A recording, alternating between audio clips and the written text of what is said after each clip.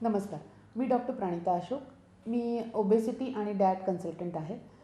संजीवनी क्लिनिकच्या obesity आणि diet कन्सल्टंटमध्ये आता आपण एक सिरीज सुरू करत आहोत, ज्याच्यामध्ये आपण समतोल आणि वैयक्तिक आहार पद्धतीचा वापर करतो.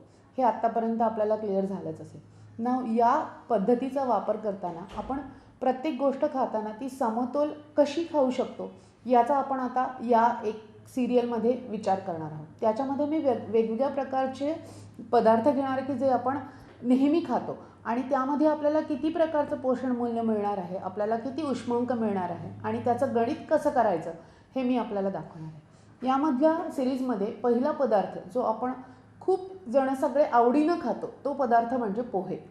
आता पोहे याचा जर का विचार केला तर पोह्यामध्ये आपल्याला किती पोषण मूल्य, काय काय पोषण मूल्य मिळणार आहेत आणि किती उष्मांक मिळणार आहे.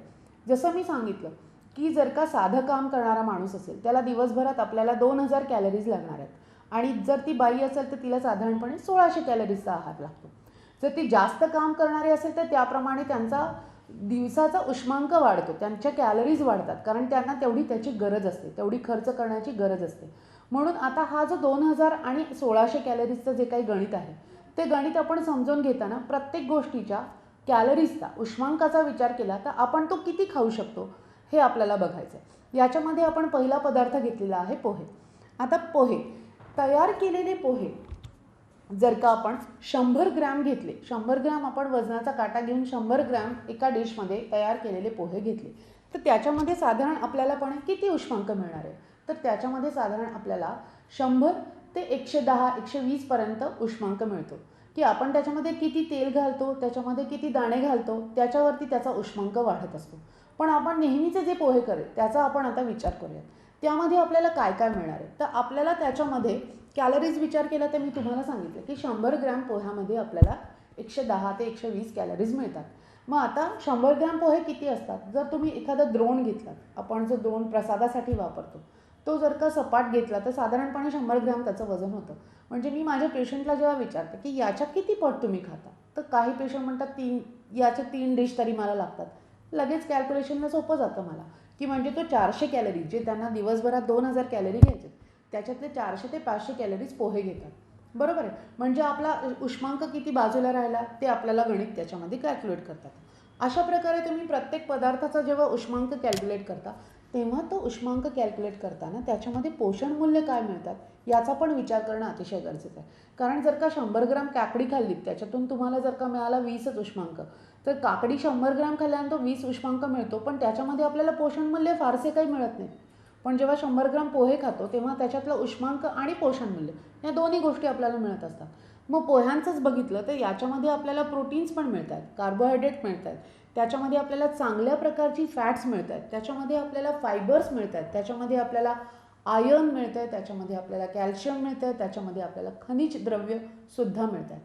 ही खनिज द्रव्य, हे आयर्न, हे कॅल्शियम किंवा प्रोटीन किंवा कार्बोहायड्रेट, जे आपण कार्बोदक म्हणतो, ज्याच्यामुळे आपल्याला उष्मांक मिळतो, ही चांगल्या प्रकारच्या प्रमाणात या पोह्यांमध्ये मिक्स असतात. पोहे केले तर आता वेगवेगळ्या प्रकारचे पोहे आपण म्हणतो. कोणी साधे पोहे करतं, फक्त दाणे टाकतं. कोणी पोहे करताना त्याच्यामध्ये बटाटा घालतं, कोणी पोहे करताना त्याच्यामध्ये मटार घालतं. म्हणजे काय करतो आपण, बटाटा घालतो तेव्हा त्याचा उष्मांक वाढवतो, मटार घालतो तेव्हा त्याच्यामधले प्रोटीन्स वाढवतो. प्रोटीन्स आपल्याला शरीराला आवश्यकच आहेत, त्याच्यामुळे जेवढे प्रोटीन्स वाढतील तेवढं ते तुम्हाला तुमच्या बॉडी बिल्डिंगसाठी, म्हणजे तुमचे ग्रोथ होण्यासाठी, तुमचे मसल्स चांगले ठेवण्यासाठी, त्यांना शक्ती देण्यासाठी ते उपयोगी पडतात. जसं त्याचा उष्मांक जास्त असतो म्हणून ते तुम्हाला भरपूर वेळ कॅलरीज देणार आहे. भरपूर वेळेस कॅलरीज म्हणजे ऊर्जा दिल्यामुळे तुम्हाला सारखी सारखी भूक लागणार नाही. म्हणजे कुठल्याही प्रकारचं क्रेविंग जर का आपल्याला ती गोष्ट खावीशी वाटते हे जर टाळायचं असेल तर चांगल्या प्रकारचा उष्मांक तुम्हाला मिळाला सकाळच्या ब्रेकफास्टमधून तर तुम्हाला दिवसभर भूक होणार नाही, असं माझं म्हणण्याचा अर्थ आहे. त्याच्यानंतर तुम्ही त्याच्यामध्ये जर का लहान मुलांना पोहे देत असाल तर तुम्ही त्याच्यामध्ये उकडलेलं अंड मिक्स करा. म्हणजे तुम्ही डायरेक्टली त्यांना अजून जास्त प्रकारची प्रथिनं देताय, चांगल्या प्रकारची प्रथिने देताय. अंड आणि दूध याच्यामध्ये जेवढी चांगल्या प्रकारची प्रथिने आहेत ती कशातच तुम्हाला मिळणार नाही आहेत. सो मुलांसाठी तुम्ही तो घेऊ शकता किंवा जिम करणाऱ्या लोकांना जर का तुम्हाला पोहे द्यायचे त्याच्यात तुम्ही अंड मिक्स करू शकता. समजा तुम्ही अंड खात नाही आहे, तुम्ही व्हेजिटेरियन्स आहात, तर तुम्हाला काय पर्याय मिळू शकतो, त्या केसमध्ये तुम्ही पोह्यामध्ये सोया चंक टाकू शकता की सोयामध्ये पण चांगल्या प्रकारची प्रथिने मिळतात. अशा प्रकारे नॉर्मल पोहे किंवा सोयाचे पोहे किंवा अंड्याचे पोहे किंवा तुम्ही व्हेजिटेबल्स टाकून गेलेले पोहे हे त्याचं पोषण मूल्य वाढवतात. पण पोषण मूल्य वाढवताना आपण उष्मांकाचा पण विचार करायचा. म्हणजे जर तुम्हाला वजन कमी करायचं असेल तर या पोह्यांचं प्रमाण तुम्हाला ते प्रमाणात घेतलं तर ते उष्मांक आणि पोषण मूल्य या गोष्टींचाही तुम्हाला, या दोन्ही गोष्टींचा तुम्हाला फायदा घेता येतो. म्हणजेच पोहे जेव्हा घेणार आहेत तेव्हा अजून एक मोठी गोष्ट आहे म्हणजे ग्लुटेन फ्री. ज्यांना गव्हाची अलर्जी असते, ज्याच्यामध्ये ग्लुटेन आहे, अशा लोकांनासुद्धा पोहे हे एक अतिशय चांगलं खाद्य ठरू शकतं.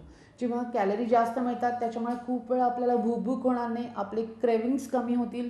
किंवा ज्या लोकांना हलका आहार हवा की हे पोहे हे आपण करतो ते भातापासून, भाताला फ्लॅट करून आपण तो फ्लॅटन राईस म्हणून पोह्यांकडे बघतो.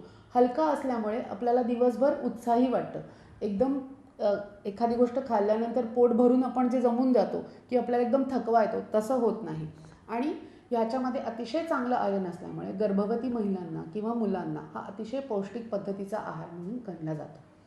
म्हणून पोहे ही गोष्ट कधीही वजन कमी करताना खायची नाही असं करू नका. त्याच्या दोन्ही प्रकारच्या गोष्टीचा त्याचा समतोल साधण्याचा प्रयत्न करा. ते निश्चितच तुम्हाला फायदे करेल.